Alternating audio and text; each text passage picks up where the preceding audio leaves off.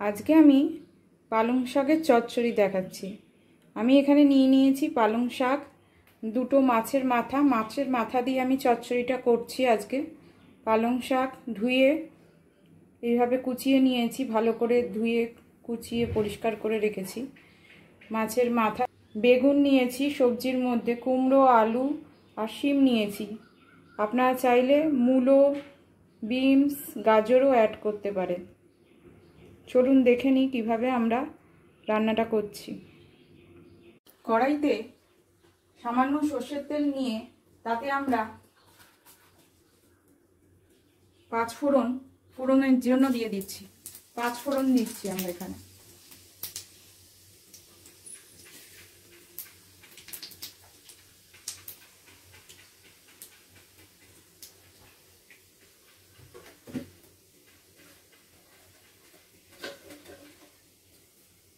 একটা তেজপাতা,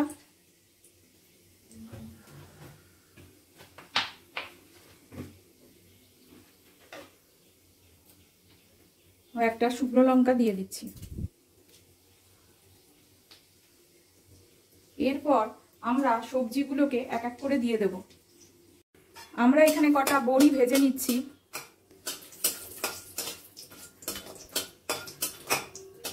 আপনারা ইচ্ছা করলে বড়ি নাও দিতে পারেন, তবে চচ্চড়িতে বড়ি দিলে ভালো লাগে।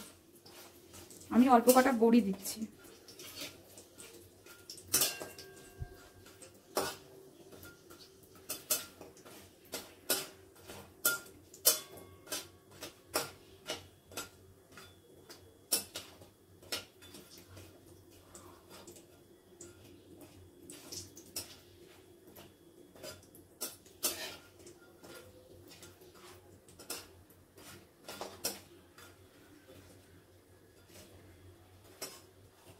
বড়িটা ভেজে আমি তুলে রাখছি।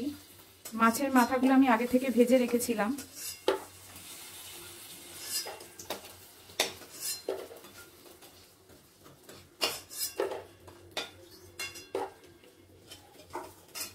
এরপর আমি বেগুন দিয়ে দিচ্ছি।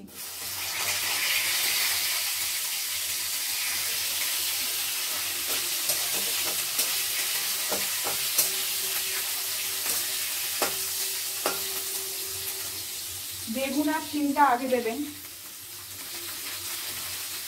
তারপর কুমড়োটা দেবেন।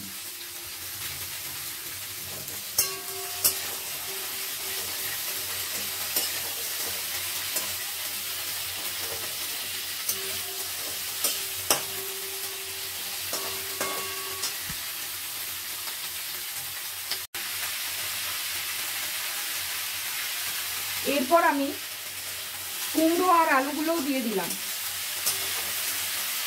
সমস্ত সবজিগুলো আমি দিয়ে দিয়েছি।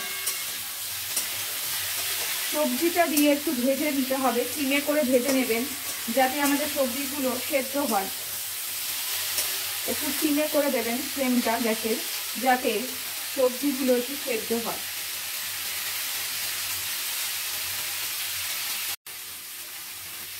এরপর আমি কড়াতে সমস্ত সবজিগুলো দিয়ে ভালো করে ভেজে নিচ্ছি। সবজিগুলো দিয়ে গ্যাসের ফ্লেমটা সিমে করে দেবেন, যাতে সবজিগুলো ভালো করে সেদ্ধ হয়।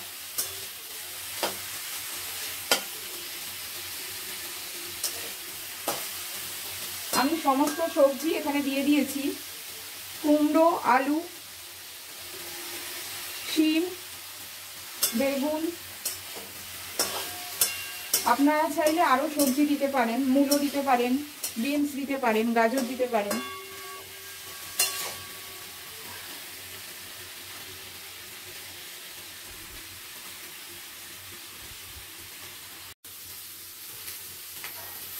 সবজিগুলো ভাজা হয়ে গেলে আমি এখানে সামান্য পেঁয়াজ কুচি অ্যাড করছি। ছোট সাইজের পেঁয়াজ অল্প একটু সামান্য দিচ্ছি।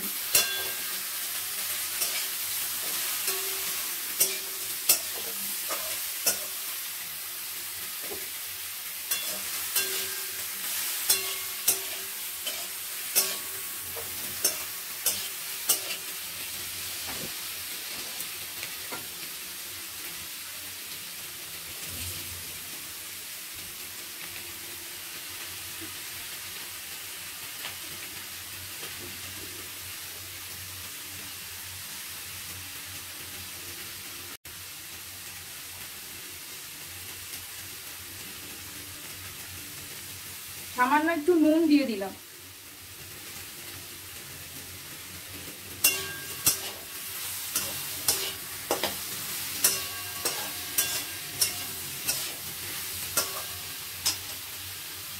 এরপর অল্প 1 চা চামচ আদা রসুনের বাটা দিলাম।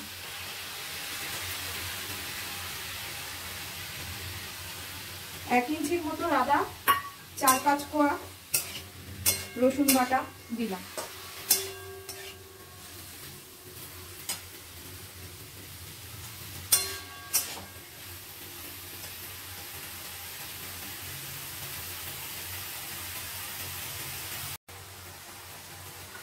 এরপর আমরা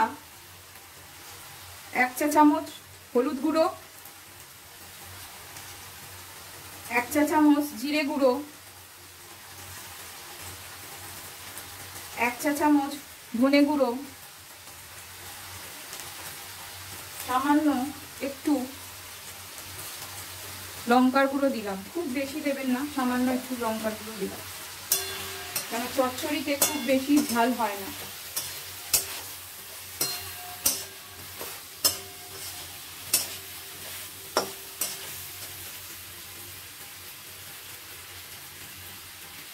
মশলাগুলো দেওয়ার পরে একটু জল দিয়ে দিলাম মশলাগুলো কষানোর জন্য।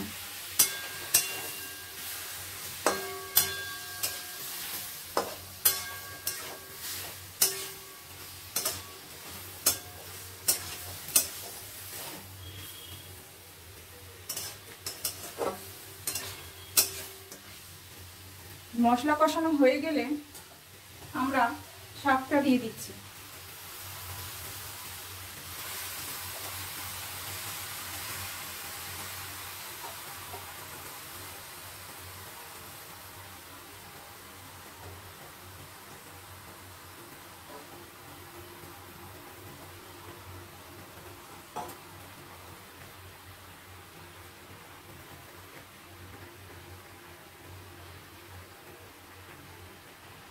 উপর দিয়ে মাছের মাথাগুলো দিয়ে দিচ্ছি।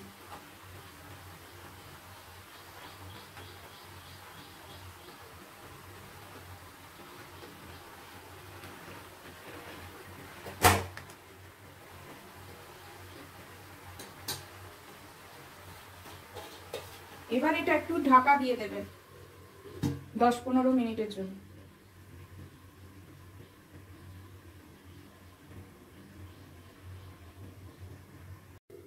আমরা 10-15 মিনিট পর ঢাকা খুলে দেখে নিচ্ছি আমাদের মাথাগুলো সেদ্ধ হয়ে গেছে। এবার আমরা মাথাগুলোকে একটু ভেঙে দিচ্ছি।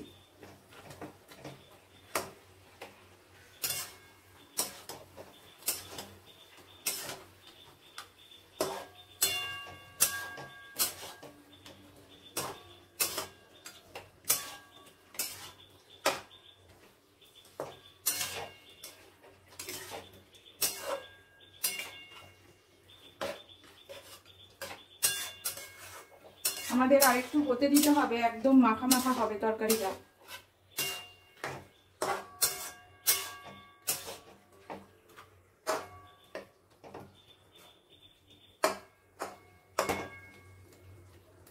সবজিগুলোও সেদ্ধ হয়ে গেছে।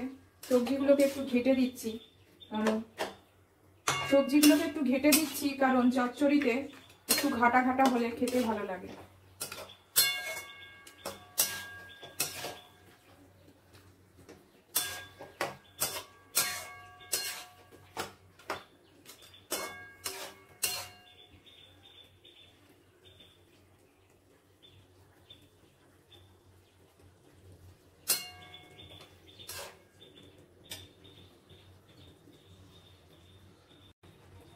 আমরা উপর দিয়ে সামান্য একটু গরম মশলা দিয়ে দেব।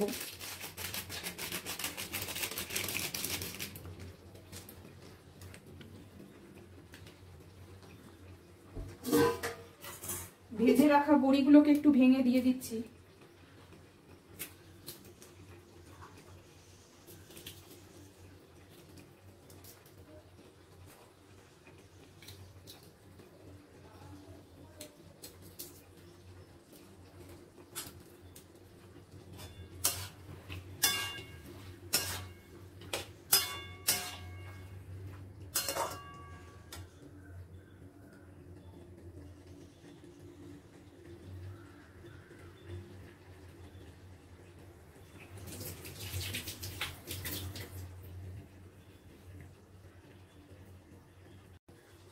নামানোর আগে আমরা সামান্য চিনি দিয়ে দিচ্ছি, অল্প সামান্য চিনি দিয়ে দিচ্ছি।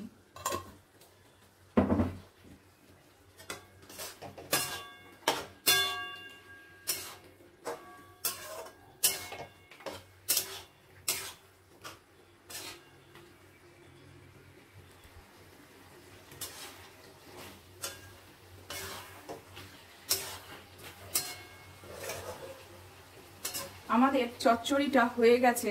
এবার আমরা গ্যাসের ফ্লেমটা অফ করে দেব এবং একটা সার্ভিং প্লেটে এটা তুলে নেব সার্ভ করার জন্য।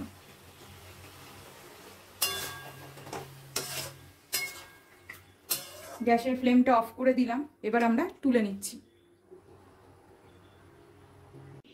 আমাদের পালং শাকের চচ্চড়িটা রেডি। এবার এটাকে সার্ভ করব। আপনারা অবশ্যই এইভাবে আমি যেই পদ্ধতিতে দেখালাম স্টেপ বাই স্টেপ এইভাবে চচ্চড়িটা বাড়িতে বানিয়ে দেখবেন। আশা করছি আপনাদের রান্নাটা অতি অবশ্যই ভালো লাগবে। ভালো লাগলে আমার ভিডিওটাকে অবশ্যই লাইক করে দেবেন, চ্যানেলটাকে সাবস্ক্রাইব করবেন, নোটিফিকেশান অন রাখবেন, অবশ্যই কমেন্ট করবেন। Thank you.